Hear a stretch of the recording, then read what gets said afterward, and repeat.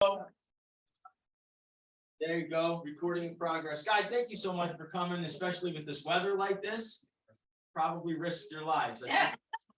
Remember that, Ronnie. My son just said he did. What would you say? I'm your body man. I'm here for you, man. Yes, thank you. Thank you. I appreciate it, kiddo. I'm not kidding. Really, it's so funny. In the beginning, I'm like, we got like 4 people here tonight. No, so this is so awesome. Thank you. So, mindset, as we know, and the concept of today is remaining grounded. Okay, so just understand that that's going to be our concept as we talk through this today. When we talk mindset, guys, it's for anything, right? It's not just for real estate. We're in this room and we're in real estate. There's some people online that are going to be listening that are in different fields, and it's for everything, right? Mindset honestly applies to anything and everything that you do, which is what I love more than anything, right? So this is about life. This is about having the right mindset when I walk home and I greet my family, as well as in my business. And I hope that we do that. Hope we take it. You guys know I'm a cheater, right? So I have notes here. I'm just not that smart. Can't put it all up there. Wish I was someday. So someone recently said to me, I'm tired of hearing the word shift. Kind of sounded like that, right? I'm tired of hearing the word shift and with the market, and I'm not believing it, right? Like it's just get rid of the word. Hey, shit or shit? Thankfully, I said shift with an F in there. Yes, but thanks for clarifying that, Todd. Appreciate it. So here's the deal, guys. I'm probably, I think I would get a lot of votes for being one of the most positive human beings on the planet, right? That's not me patting myself on the back, because some people are probably annoyed by that, but I can't help it. It's who I am. So when I hear somebody say something like that, I have to say, well, I'm also a realist. Okay, so the market is shifting. And the shift is actually already here. It's there, right? It's like when they said that, I'm like, that's like somebody sitting at the base of a volcano and watching it bubble and rumble, and everybody's exiting stage left, and they're like, no, I don't believe it. It's not happening, right? You're probably gonna crash and burn, literally, right? So we were in a different market. We're moving into something that is, in fact, different. That shift is here. So one of my quotes that I love. Author Paul says, forgetting what is behind and straining toward what is ahead, I press on toward the goal to win the prize.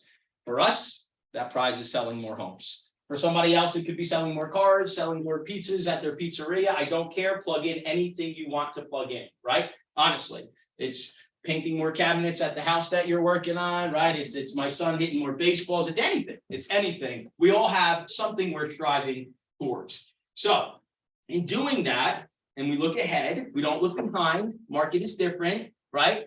I don't care how many homes you sold in 2021.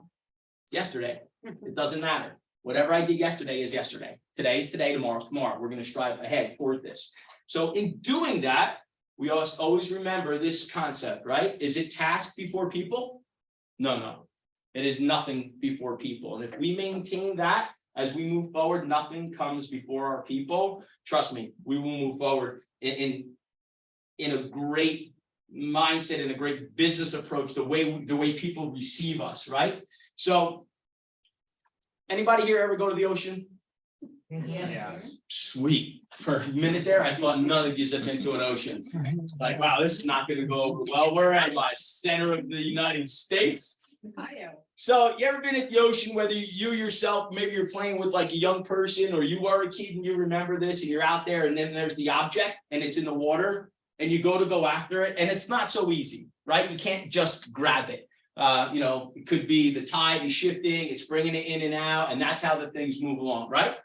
So that's something that's definitely not grounded. It's just to and fro, and it's going to get tossed around. Alternatively, have we ever seen out in the middle of the ocean a buoy? Yes? Have you ever seen a buoy become grounded? Raise of hands, anyone? Good. Great, this story will be cool. So, it's actually quite incredible. There is a system and there is a process. Number one, the buoy is quite large. The buoy is not that little orange thing tied to the ropes in the local lake that you grew up swimming in. It's not the kind of buoy we're talking about. It's almost as big as me, but it's huge, right? So seriously, right? So the buoy is probably about this in height. weighs a whole heck of a lot more than I do, right? It's a big item. And so to get it into the ocean and grounded, there is a process that they walk through. It's actually quite interesting. So there's a barge out in the middle of the ocean, and there are these massive, massive chains.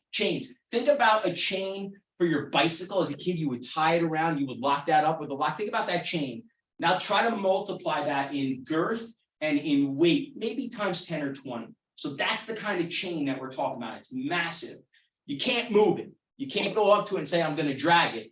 So there's a crane on the barge, and it takes this big clump of chains and it lowers it into the ocean. However, that is then connected to a smaller row of chains, which is connected to a hook on the barge, so it goes nowhere until we say so. The opposite end of that is connected to the buoy. So once they have that in the water, what comes next? Do we release the chain? No. Now we have to prepare the buoy. So imagine there's a couple of people on opposite ends of this buoy with these straps that you would tie something down on a tractor trailer to. And they're like manhandling it like this to get it stabilized while the crane is lifting it up. And the buoy doesn't just lift up like this. It goes like this. There's like this thing on the end that'll stab you and kill you. Like it's a process, man, watching this thing go down. Once they stabilize it, then the crane operator lifts it and he gets it out over the water. Now he gets it into the water, and at this point in time, they're ready to release. And there is a button, and the button on the barge releases the clip of the chain drops in, the big chain is at the base of the ocean, and that buoy is connected to the smaller set of chains. There's a system and there is a process, and that buoy is never going anywhere because it's grounded. It's never going to be in the ocean flopping to and fro, wondering where it's going to end up. It is always going to be in those coordinates. We have a system and a process in the world we live in real estate. There's a system, there's a process, and you're the buoy. And if you're not grounded, you will be that loose object in the ocean, tossed around to and fro. And when the market changes, I have no idea where you're going to be, and neither will you. Does that make sense as an analogy? Cool, awesome. So as we move forward, I am actually going to steal all kinds of great stuff today. There is an article published in 2016 by Inc. magazine. It's the 9 traits of the most grounded people in your life, people that you might consider. Now, hopefully, when we get through this, we're going to say, A, I'm one of those people, which is fantastic because we want to be somebody that somebody else could be attached to, or I need more people in my life like that, and I have people like that in my life. Okay, so at the beginning, this is what it said. It said, people rub off on each other. It's why a smile on someone's face can make you feel better, and why a coworker's negative attitude can ruin your day. In fact, the attitudes and behaviors of the people in your world are so influential that your strategy for succeeding in life may be to remove complainers, karma magnets, braggarts, and the disingenuous from your circles. A different kind of personality exists, however, which is a true blessing. The highly grounded individuals you know. And here's why you need more of these people in your life, or at the very least, why you should appreciate the ones that you have, as I just mentioned. So let's go to the first one. They're unshakable. These are, do you need a chair? You want a chair? We got one right here for you. Thank you. So they're unshakable, okay? In the midst of crisis, you need people who can calmly get the right things done without panicking, exhibiting stress, or otherwise losing their cool. A truly grounded person helps others by demonstrating whatever happens is not the end of the world, right? A shifting market. It's not the end of the world. I'm going to give you guys some statistics that I pulled, which can cause us to panic, or if we're grounded, we'll just exercise and deploy the program we've always used as long as it's worked, because if it hasn't worked, you probably need to shift your program. And here's what it is. So in real estate, July through December, the last 6 months of the year, in 2021, interest rates were roughly flat at 3%. If you couldn't sell a house to someone then, maybe their own business, right? Like anyone should be buying a house with the interest rates roughly flat for 6 straight months at 3%. I'm going to give 2 examples, right? Just because we have the Prosperity Network and we have a hub in Wayne and a hub in Sparta. So I'm going to use both of those for us. So in Wayne, July to December, there were 456 home sales in 6 months. Average sale price of $585,000. This is probably what you want to remember most. There was $13 million in commissions earned. 13 million in commissions earned. In Sparta, same time frame, there were 248 home sales. Average sale price almost identical, 551,000 and change. And there were $6.8 million in commissions earned. And this is the last 6 months in 2021 where the interest rates were flat at 3%. Now we jump to the last 6 months here in 2022. And this is where panic could set in for a lot of people. So rates rose to 5.5% in July, and by mid-October, they were over 7%. That could be panic. You're talking about more than doubling your interest rates in a 12-month period of time. That's crazy. So now, what were those numbers? In Wayne, 339 home sales. We had 456. So we're down by a bunch. Sales price rose by almost $100,000. So because the sales price rose and we dropped by 20-25% in the units that sold, there were $11 million in commissions. So we could panic and say, oh my goodness, this is crazy. Look at, we only had 339 home sales. There were 456 in the same time last year. Interest rates were 3%. They were 7%. It's crazy. $11 million in commissions sold, right? So maintain your mindset and just keep doing what you're supposed to be doing and remain grounded. You're going to have a part of that. There's no question. So that was Wayne. Sparta, it was 156 home sales, which before that there was 248. Sales rose in volume to, average sale price to 605,000. Now remember, in 2021, they had 6.8 million. There was 4.7. Is that, if you guys work in Sparta and you're in this area, would you mind a little piece of the action of $4.7 million in commissions? I would say that's fantastic. I want a piece of that action. As a matter of fact, I want my unfair share, as Gary often says to us. I do. I want my unfair share. And how am I going to get my unfair share? I'm going to remain grounded. You're not going to move me. You're not going to shake me. I'm going to maintain down that path. Be unshakable. So then I did a little more homework and I said, okay, that's cute, Ron. You just showed the stats from 21 and then into 22. What about before that? What did that look like? So pre-COVID, is that in the dictionary yet, by the way? It's got to be, right? Like pre-COVID. So in 2019, before the craziness of real estate experienced because of COVID, Wayne had 367. So after that crazy interest rate hike, we pretty much went to normal. So there was 367, now there's 339. And during that time in 2019, the average sale price was 468. It's 645. Sales price rose by $200,000. In 2019, there was $8.6 million in commission share. 8.6. How much was there in 2022 with the rate hike? 11. You made more money. You made more money because you didn't allow the rest of the world to tell you, you can't. This is terrible. We're not going to sell anything. No one's going to buy. Interest rates are 7%. It's all here. Does that make sense? Yeah. Good. Okay. All right. Number 2. Okay. So again, this is the traits of the people that are unchangeable in your world, that are grounded. They're reliable. So when it comes to coworkers, partners, friends, things of that nature, they show up when they're supposed to show up. So I think about the Prosperity Network, and I know that many of us, every one of us in this room, are blessed because of this network.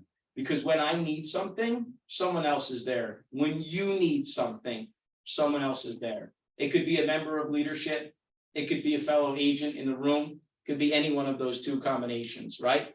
And someone's always there. So think about being reliable. Now I want you to think about that as you exercise your plan.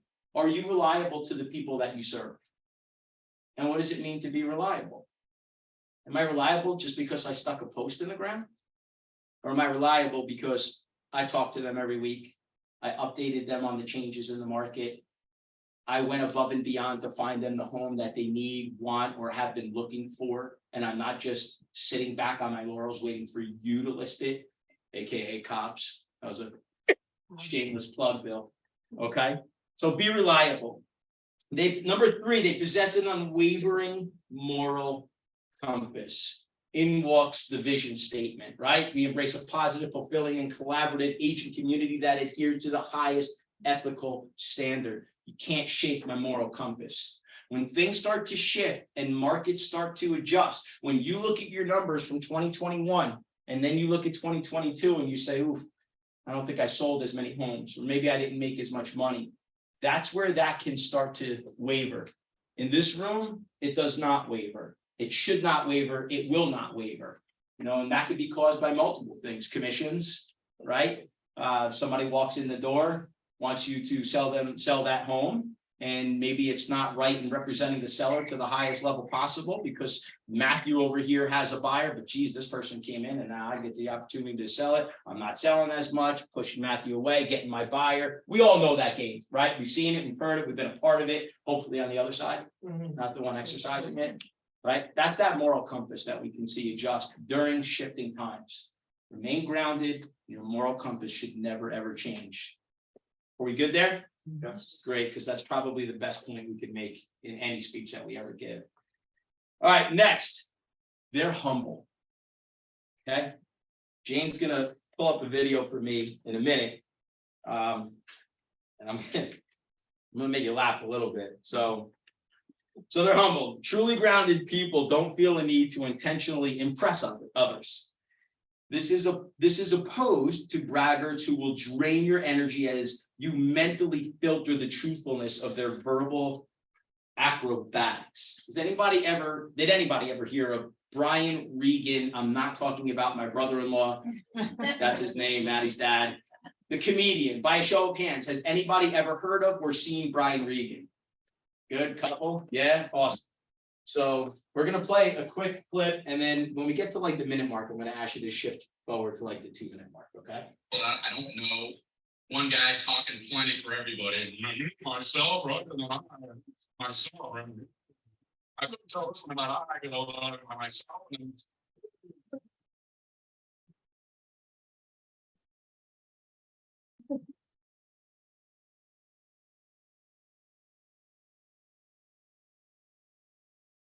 Where are the mean ones?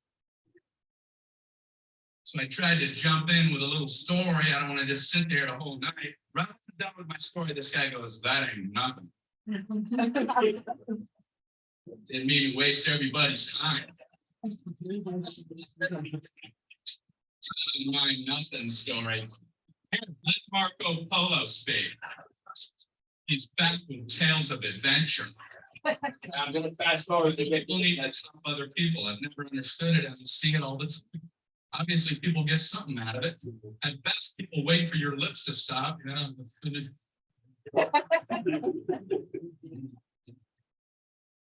you know me.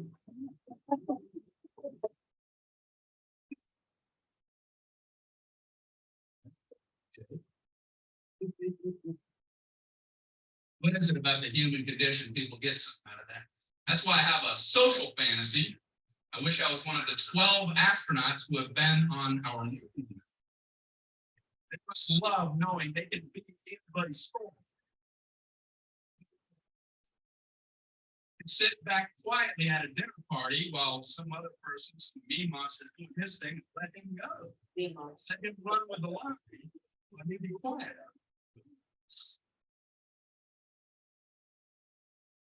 Then at this moment, yeah, I'm a traveler. Low number 5 going to check. Driving the autobahn, it's forced to jerk. This doesn't matter if they cancel that. One way to ask for a lot toward the time.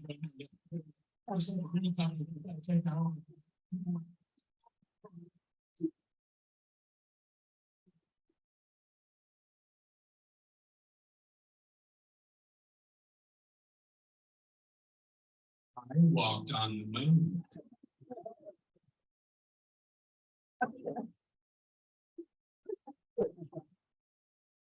Well, you have the floor, Moonwalker. You mentioned driving on the autobahn. It reminded me. Once I was driving in the Sea of Tranquility. In my lunar rover.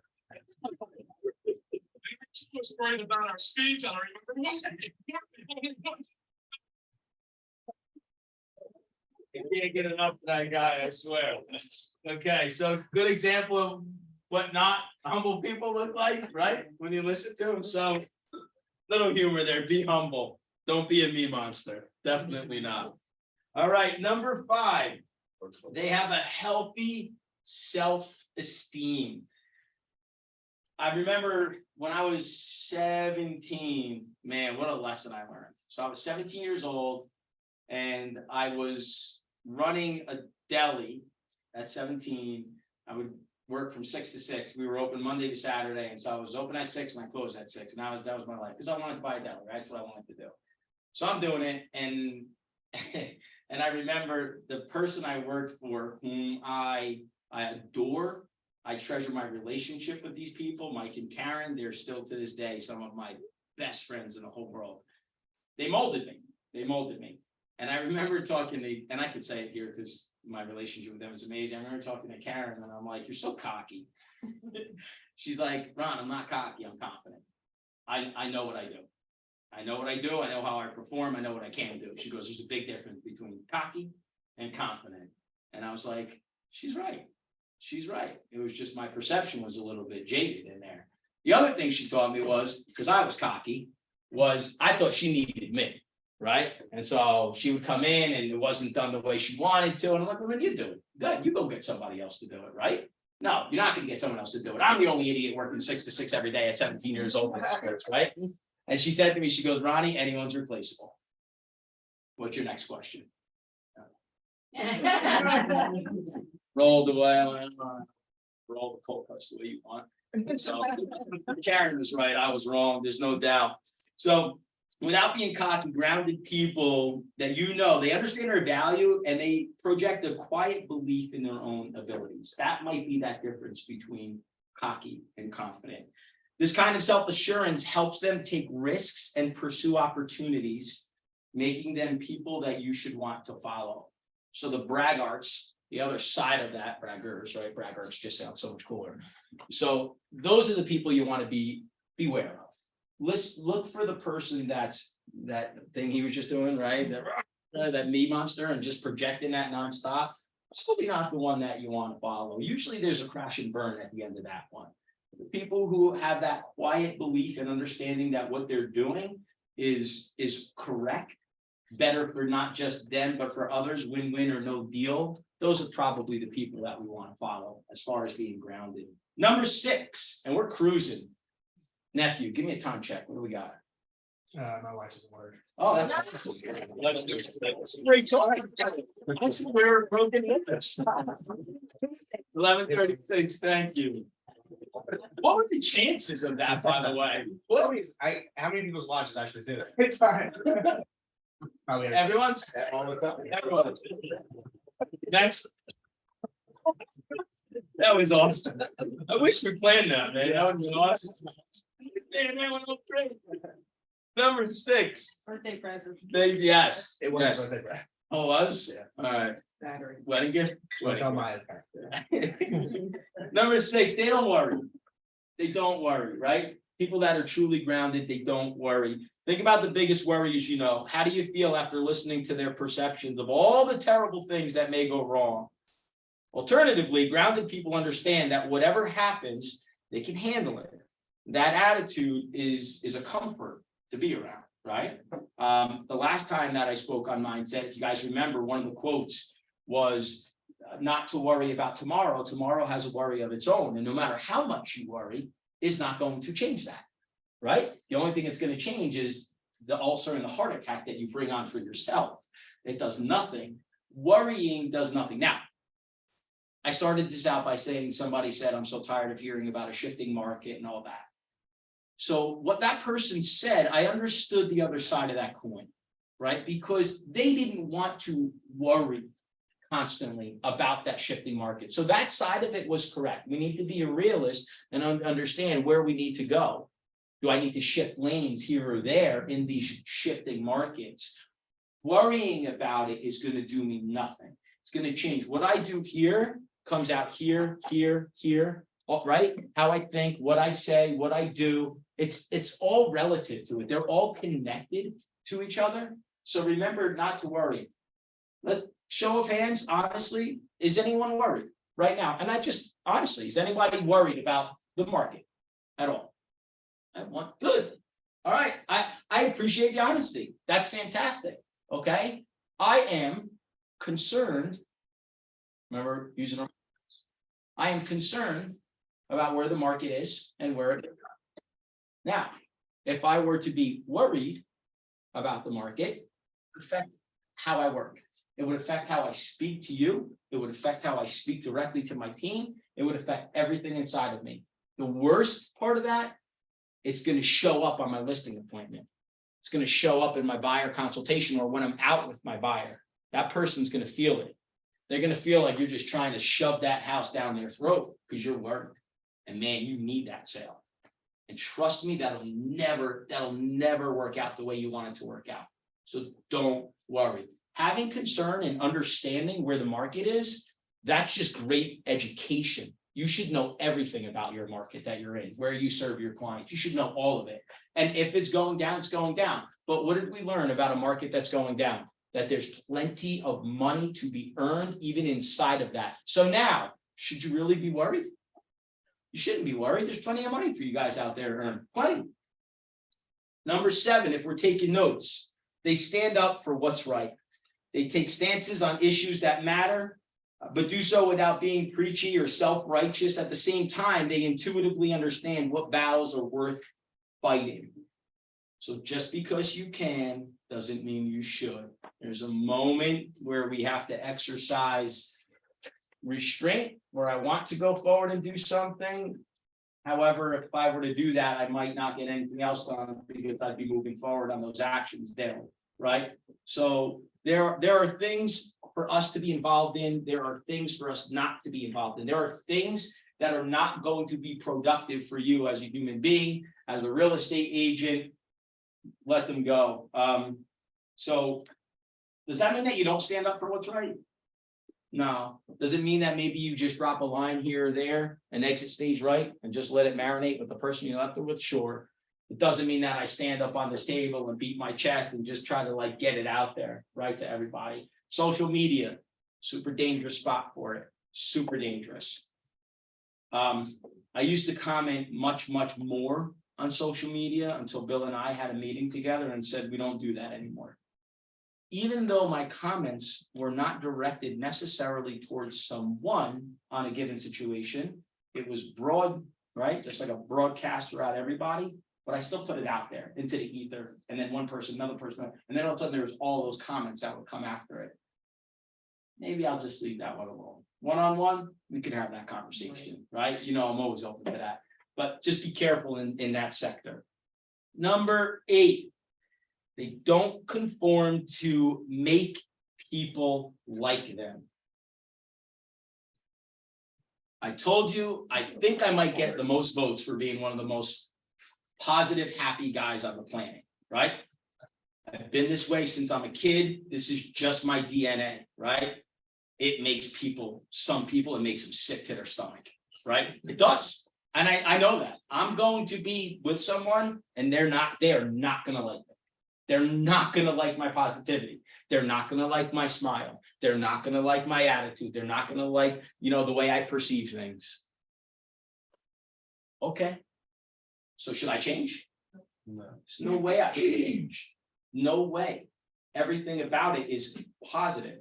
Now, if I'm in a room with someone that just vomits negativity, should I just join in? Like, yeah, that sucks. Yeah, that's terrible. I hate them. Like, oh my gosh, that's the guy I want to list with. Like, no way. Remain grounded. Be who you are. Be unshakable. Don't change because they want you to change. So in the back of the room, Alex, Director of Growth, Alex Hauser. So Alex came from a different business inside of a church, but you understand that a church has a business aspect to it, right? It just does. Not the money, but the operations behind it. So we attend the same church. It's massive. There's 2,000-3,000 people at this place now, right? So it's crazy busy.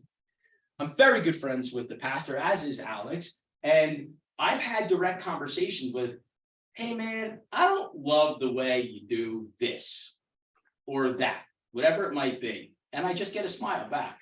That's cool. Nothing after that. That's cool. Right? That's who we are, is what the answer was. That's who we are. A lot of those complaints would be like, oh, the music is so loud, because it is. It's concert type loud in there when they have their praise and worship music. Brutal. Okay, if you can't stand that, you either go outside during it, or maybe it's just not the right church for you, right? That's okay. There's plenty of churches. There's one on every corner, right? And they're like, I'm not going to change. This is who I am. This is who we are. This is what we've done. I think of that inside of us and our business and what we've created, right? We're not going to shift. We're not going to conform to what other people are doing. We talk about co-brokes here, right? We have a standard with our co-brokes. Doesn't matter if the rest of the world, or even not if it's just the rest of the world, it's a bunch of agents that are popping those things, right? They're like, oh, it's 2%, everyone's doing 2%, we got to do 2%. No, you don't. This is what we do, right? That's kind of weird.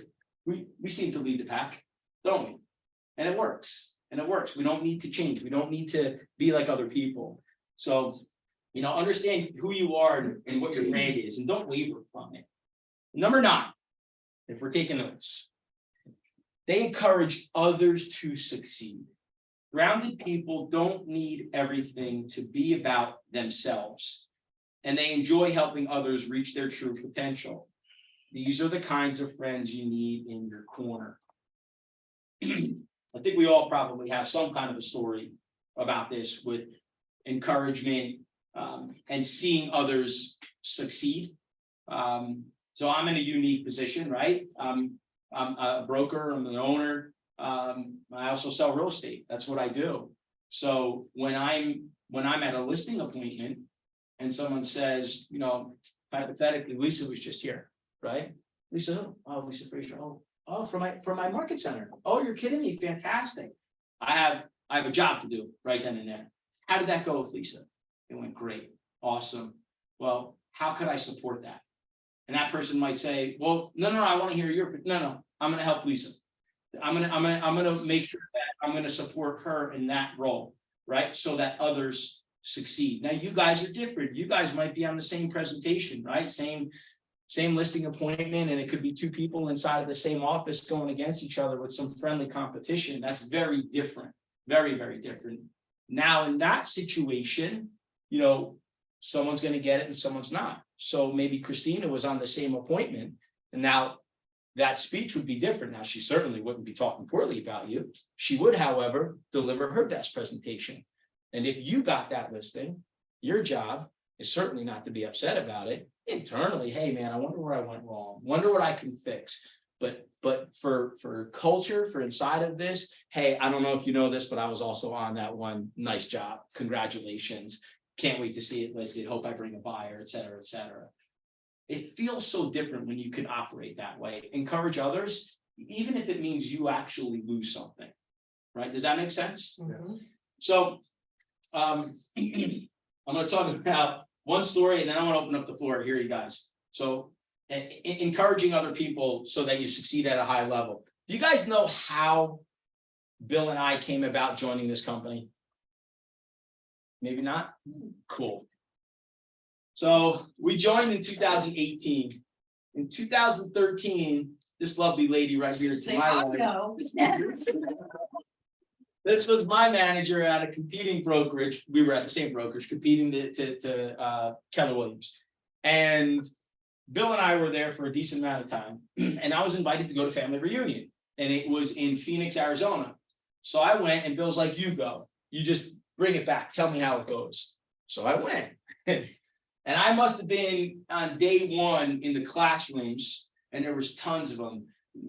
The convention centers are like 1 million square feet roughly. So just, you're just pounding. Side note, no one told me that. And I was totally dressed every day. I think that's why I only wear Vans from now on, because my feet had blisters for 6 months, because you walk so much in 1 million square feet, right? Dress shoes, suit, no way. Don't do it. It's for you going to family reunion. So I go, and I'm in there for like, I don't know, like half of the first day, if that, and there's a breakout, and I'm on my phone. I'm animated, we know it, right? So I'm like, dude, we gotta go. And I'm like just yelling at him, like, you gotta do. And he's like, dude, relax. But I'm coming out of my skin because I just experienced this thing. So I'm trying to say, no, listen to me, man. We got to do this. I'm like, I promise you, this is going to make us succeed better. He's like, listen, just collect it all, come back and we'll talk. So, so I think I made that call like 6, 7, 8 times while I was in Phoenix. Came back, delivered the message, and Bill's like, we're not ready yet. All right, we're not ready yet, right? So I don't love confrontation, and me and Bill, that's why we have the most incredible business relationship in the world. Like, you know, we'll talk things, but very rarely is there this. So like, all right, man, we'll hang out. 2 years later, I get the invite again. So it's about 2015, 2016, roughly. And this one was in Orlando. And I said, you want to go? And he's like, nah, I don't want to go. He did tell me he was going, so I wouldn't see it on Facebook and feel that. Which Okay, was very nice so of him. see what a great relationship we had with our manager. So I go again, and it is absolutely the same thing. It's the first phone call, and I'm sure Bill saw it. He's like, here we go. Then I'm screaming at him, and he's like, dude, relax, man. Just get it all. Okay. So fast forward, bring it back. I tell them all, this is what we're supposed to be doing. We have a coach, Dirk Zeller, West Coast. Dirk, we're thinking about joining KW. It's like a full year after that. Dirk says, finally, he goes, I've been telling you guys this for years. And then there's another story that goes into that I won't bore you with. But we said, okay. So we finally make the move. And in year 1, we go to Dallas for family reunion. We're there. It's the opening scene. It's the state of the company address, right? And Gary's up in the front of the room and he's delivering the state of the company. Like, is it Back in Black? Right? Yeah. That's his number 1 song. So Back in Black is going, the light show is going, it's craziness. All the people are all around, right? It's just nuts. And he's there and he's like, I get it. He goes, I get it. Now I know why you were calling me, screaming. And then all throughout the week, he's like, I get it. I get it. Class after class after class. So you have a great message. You want to deliver it. You want to encourage other people to have what you have, to see what you see, to do what you do. Don't hold it tight to the vest. Share it with as many people as you can. That's how I feel about the company. That is. When I talk to people, I'm like, you should join this company. They're like, I'm like, no, I'm serious. Right? But it's the truth. So today was all about being grounded. Does anyone have anything to add or questions? I'm going to ask someone else for a time check because this watch doesn't work. 51. Oh, this is great. Great. Because I know we started a little bit late and I want to respect everybody's time and be done by 12. Grounded people, 9 traits we talked about. Any questions? Anything at all? And if you want, we can have a quick talk about the market itself. Yes, sir. I don't have a watch. No. Yeah. Self-admittedly, I feel like I'm not as grounded as I need to be in my personal life and in business as well. Would you give any advice to somebody like me to be more grounded?